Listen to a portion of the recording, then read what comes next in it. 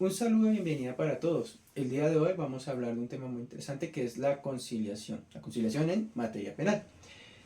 Empecemos diciendo entonces que la conciliación tiene su propio estatuto, es la ley 2220 del año 2022. Allí se define como un método de solución de conflictos, un método alternativo de solución de conflictos, en el cual es un mecanismo autocompositivo donde las partes llegan a la solución del conflicto entre ellas, con la intervención de un tercero imparcial, calificado. En materia penal también opera la conciliación. No está descrita en el estatuto de la conciliación y acá funciona de la siguiente manera. Se adelanta en presencia del fiscal, es decir, esa imparcialidad queda en entredicho, como quiera que la fiscalía dentro de sus funciones tiene la obligación de perseguir y sancionar aquellos hechos que revistan una conducta de carácter penal. Sin embargo, pues es importante resaltar que se permite conciliar en materia penal. Vamos a hablar entonces de esos antecedentes de la conciliación. Al igual que en la mediación, esta está en los mecanismos de justicia restaurativa, ingresan aquí a nuestro sistema a través del acto legislativo 003 del año 2002, que da vida a la ley 906 del año 2004, que es el actual Código de Procedimiento Penal. Está regulado en el artículo 522 de dicha norma, que nos indica que la conciliación es preprocesal y que se aplicará en aquellos delitos querellables. Es decir, que si es preprocesal significa que es antes de acudir ante el juez para que dirima el conflicto. Y que es querellable, entonces esto nos implica hablar de los delitos que establece la ley como delitos querellables. ¿Dónde están? ¿Cómo sabemos cuáles son? Pues eso están regulados en el artículo 74 del mismo Código de Procedimiento Penal.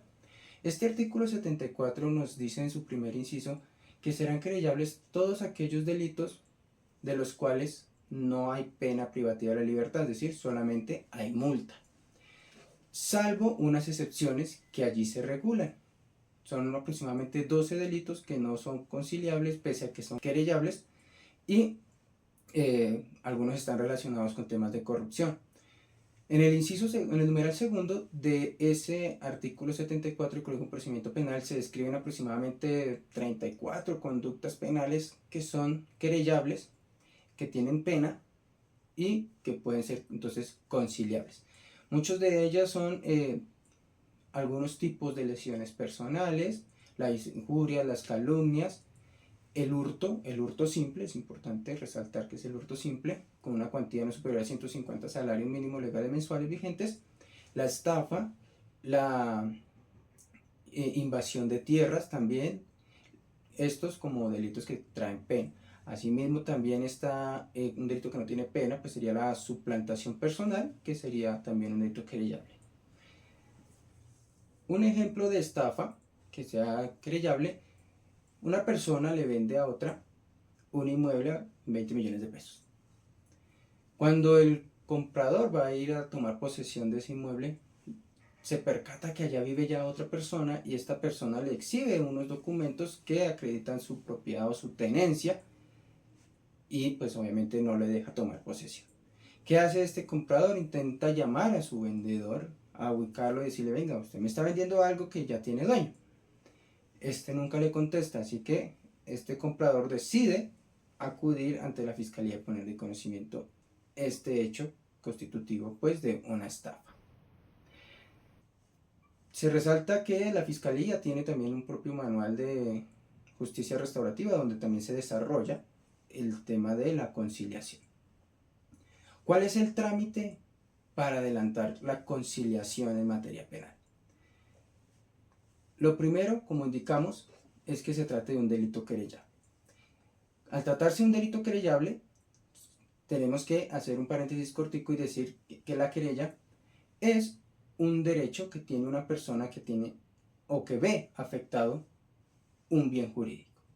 Y que esta persona que ve afectado su bien jurídico tiene un tiempo de 6 meses para poder accionar la querella, que ese término puede ampliarse a otros 6 meses siempre que haya un caso fortuito o fuerza mayor que se acredite. Entonces, a diferencia de la denuncia que la puede instaurar cualquier persona, cualquier ciudadano que tenga conocimiento sobre un delito, la querella requiere la participación activa entonces de el afectado, quien va a reclamar su derecho.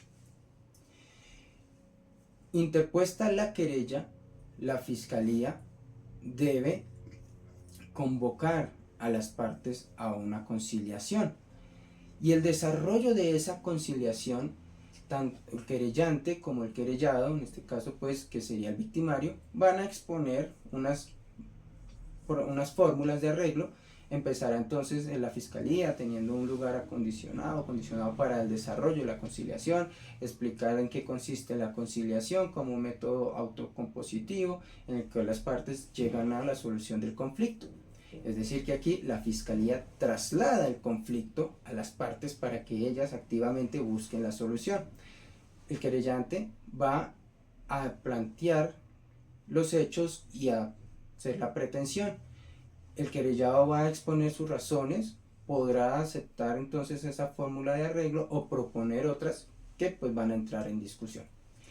En caso de que las partes no vayan a un rumbo de solución, el fiscal, como conocedor de la ley penal y pues como tercero calificado imparcial, podrá indicarle o recordarle a las partes la importancia de la conciliación, las ventajas de la conciliación.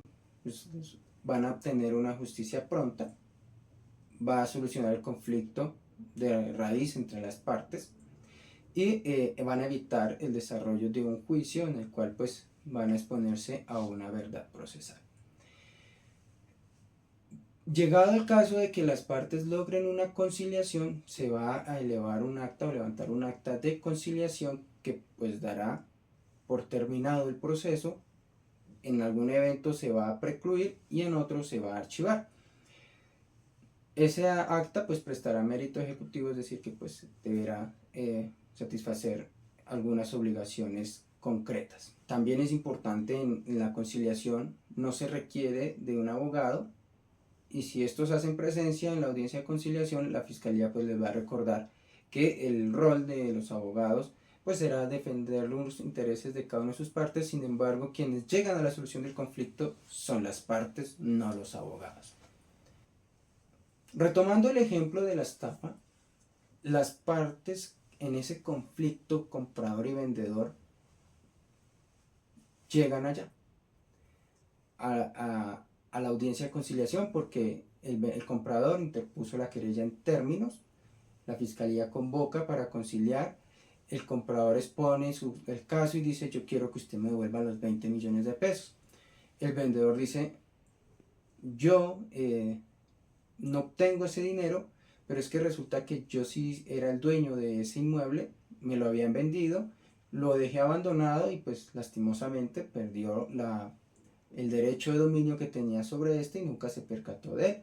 Por eso pues lo había vendido. Que no cuenta con ese dinero porque precisamente lo vendía porque tenía unos quebrantos de salud y que estaba intentando recuperarse para un tratamiento, pero que se lo va a devolver en 5 cuotas bimensuales, es decir, que va a gastarse 10 meses para devolver los 20 millones de pesos. El vendedor dice listo, estoy de acuerdo, acepto, concilia. Pasados esos 10 meses se da cuenta que efectivamente ese vendedor devolvió el dinero. La Fiscalía, ¿qué va a hacer? Va a precluir esa investigación porque se trata de un delito que se adelanta por la cuerda procesal de la ley 1826. Por eso, ¿qué pasa si no se cumple con el acuerdo conciliatorio? La Fiscalía podrá formular una imputación o trasladar el escrito de acusación si se trata de un tema de la ley 1826. Y ya en el desarrollo del juicio, pues del proceso, también habrán escenarios donde se puede conciliar, pero pues no los vamos a tocar acá. También indicamos que se podía conciliar una vez estuviera la sentencia, una vez la persona fuera hallada responsable, pues podría conciliarse en el incidente de reparación integral. Si no se concilia, es el motivo por el cual se puede habilitar la jurisdicción, es decir, la Fiscalía va a llegar a formular la imputación. Los efectos de la conciliación en materia penal, pues el primer efecto es que actúa frente a la acción penal pudiendo archivarse o precluirse. Se archiva en los procesos que se adelantan bajo el proceso ordinario, ley 906 como tal, y se precluye cuando se adelanta por la ley abreviada, proceso abreviado de la ley 1826. Otro efecto, hace tránsito a cosa juzgada, se va a hacer esa acta que va a prestar mérito ejecutivo. La conciliación es reservada, es decir, todo lo que allí se hable pues no podrá ventilarse dentro de un proceso ante un eventual incumplimiento de la conciliación. Es decir, que si en el caso de que la persona acepte, en el mismo ejemplo nosotros pusimos, en el caso de que quien se comprometió a devolver el dinero no lo hace, el fiscal no puede utilizar esa acta de conciliación para decir que como él concilió había aceptado la responsabilidad. No, acá la información es reservada y esas actas no se podrán utilizar para acreditar responsabilidad penal. Las desventajas de la conciliación es una, el volumen de trabajo que tienen los fiscales, y la segunda, pues que sea el mismo fiscal, el tercero imparcial, que oficie como conciliador. Como lo dijimos, pues el fiscal tiene una función constitucional y va a encaminar a la protección de los derechos de las víctimas. Y pues el volumen de trabajo hace que ellos no le puedan prestar la atención suficiente para el desarrollo de esta temática de la conciliación.